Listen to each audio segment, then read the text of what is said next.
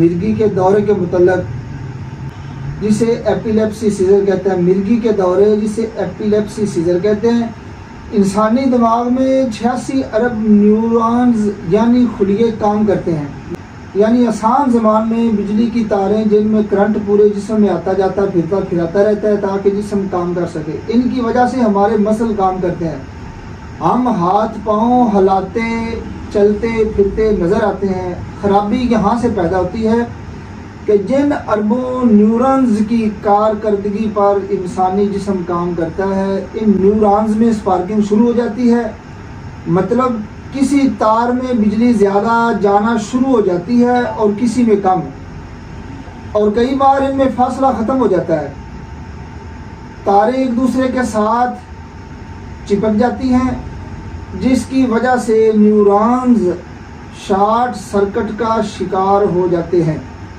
ان میں یا تو کرنٹ کی مقدار تمام نیورون سے بہت زیادہ ہو جاتی ہے یا پھر بالکل ختم ہو جاتی ہے۔ شارٹ سرکٹ زیادہ ہونے پر ہی مریض کو جھٹکا پڑتا ہے، تو اس پہلے جھٹکے کو سیزر کہتے ہیں، یعنی جھٹکے پہلے دورے کا خطرہ نہیں ہوتا، وہ کئی بار زندگی میں ایک بار آ ہی جاتا ہے، مگر جب دوسرے تیسرے دورے تک بات پہنچ جائے تو اسے مرگی کے دورے کہا جائے گا۔ مرگی کی وجوہات آپ کے سامنے رکھتے ہیں اور اس کی علامات بھی ہم آپ کے سامنے رکھتے ہیں۔ نمبر 1، ہر وقت منفی خیالات سے بھرے رہنا۔ نمبر 2، مسلسل صدمے میں رہنا۔ نمبر 3، بے حد غصے میں زیادہ وقت گزارنا، دماغی چوٹ، خوف وغیرہ۔ نمبر 4، اپنے جسم کی طاقت سے بڑھ کر کام کرنا، اور ناک، کان، گلے اور چھاتی میں مسلسل انفیکشن رہنا، یا کوئی جراثیم دماغ میں سانس کے ذریعے پہنچ جائے۔ نمبر 6، پیٹ میں کیڑوں کی وجہ سے بھی مرگی کے دورے پڑتے ہیں، کیونکہ جب کیڑے حد سے زیادہ بڑھ جاتے ہیں تو دماغ تک پہنچ جاتے ہیں۔ نمبر 7، جسم میں خون کی کمی، دماغ تک آکسیجن کا مکمل نہ پہنچ پانا۔ نمبر 8، دماغ میں رسولی وغیرہ کی وجہ سے بھی ایسا ہوتا ہے۔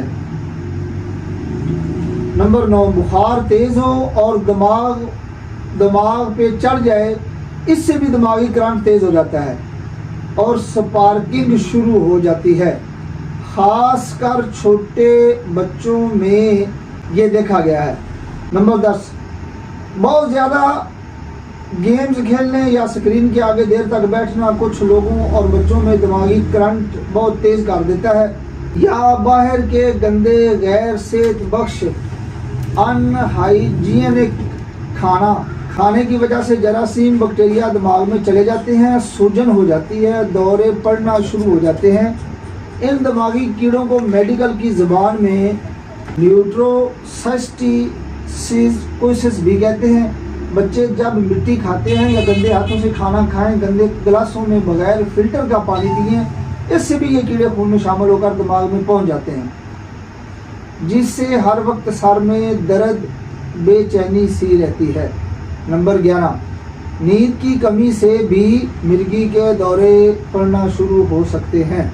نمبر 12، دیکھنے، سننے اور وہم کی بیماریاں پیدا ہوں گی۔ نمبر 13، سوچنا، سمجھنا، پلاننگ کرنا اور جذباتی معاملات کچھ دیر کے لیے ڈل ہونے لگتے ہیں۔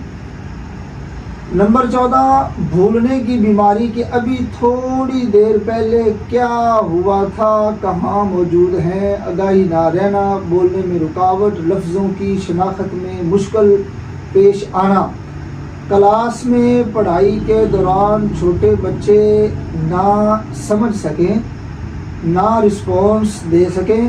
نمبر 15، آنکھیں حد سے زیادہ کھول کر مسلسل ٹکٹکی باندھ کر دیکھتے جانا، کچھ دیر تک بلا وجہ بار بار جلدی پلکیں چپکتے رہنا۔ نمبر 16، شراب، آئس، نشے سے بھی آج لوگوں میں ایپیلیپسی سمپٹمز بہت زیادہ دیکھے جا رہے ہیں۔ نمبر 17 جی، पतले पखाने, पेशाब का निकल जाना, उल्टियाँ आना, पेट में अक्सर दर्द रहना। नंबर 18 जी, शोर शराबा, तेज़ रोशनी से तबीयत ख़राब होने लगती है। ये चीज़ें बर्दाश्त से बाहर होती हैं। मिर्गी के दौरों की मुख्तलिफ अक़साम हैं। उनमें से हम आपको मिर्गी के दौरों की यानी सीज़र की बहुत सी अक़साम के बारे में, दो बड़ी अक़साम जो हैं वो आपको हम बताते हैं, वो आप समाअत फरमाएँ। Number 1 जेनिलाइज्ड scissor, number 2 focal scissor. जेनिलाइज्ड scissor और फोकल सीज़र, जो दौरा सीज़र पूरे दिमाग में एक साथ शुरू होता है उसे जनरलाइज्ड दौरा कहते हैं, यानी बड़ी मिर्गी का दौरा।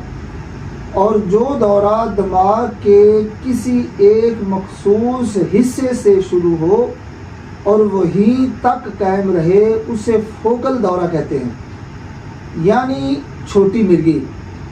जनरलाइज्ड दौरे मैच्योर कंडीशन रखते हैं और फोकल दौरे हल्की कंडीशन रखते हैं।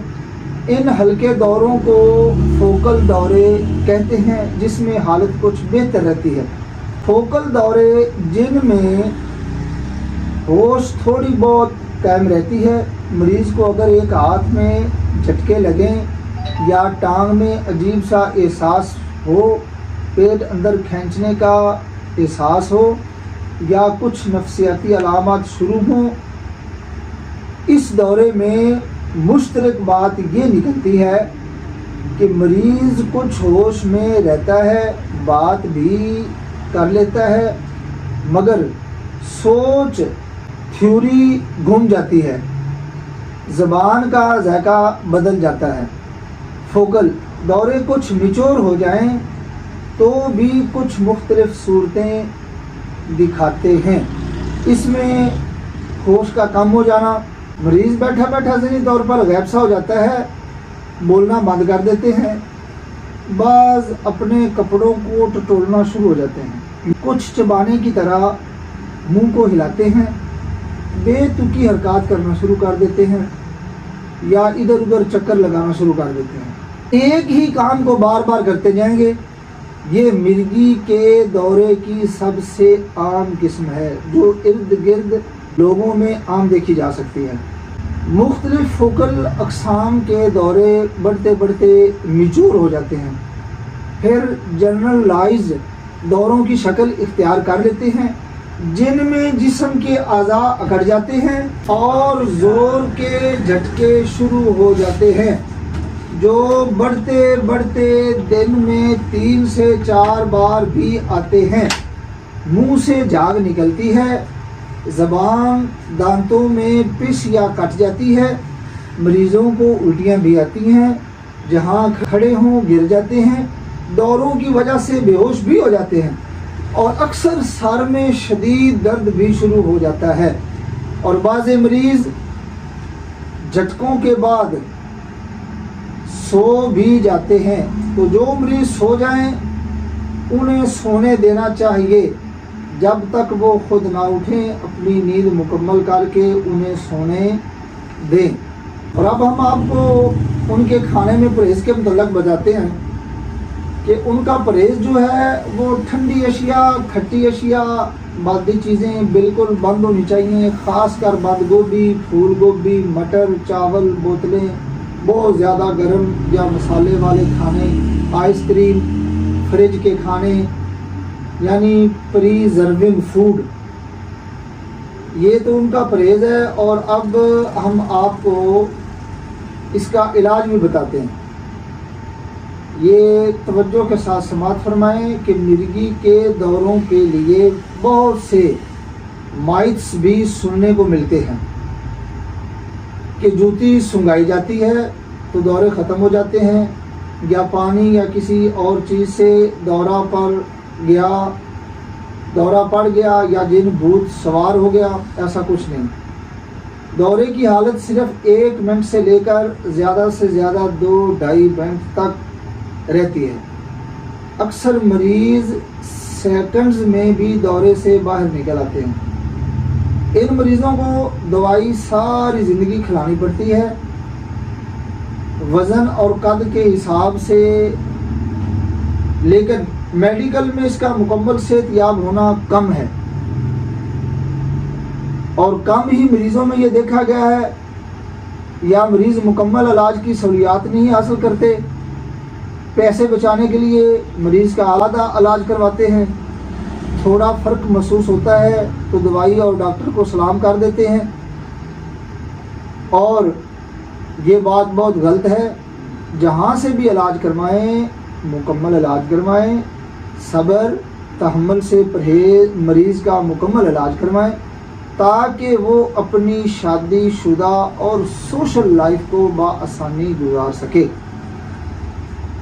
اور وہ کسی کا محتاج نہ ہو، ساری زندگی نہ بیٹھا رہے۔ اللہ تعالیٰ آپ کا اور ہمارا حامی و ناصر ہو۔ والسلام۔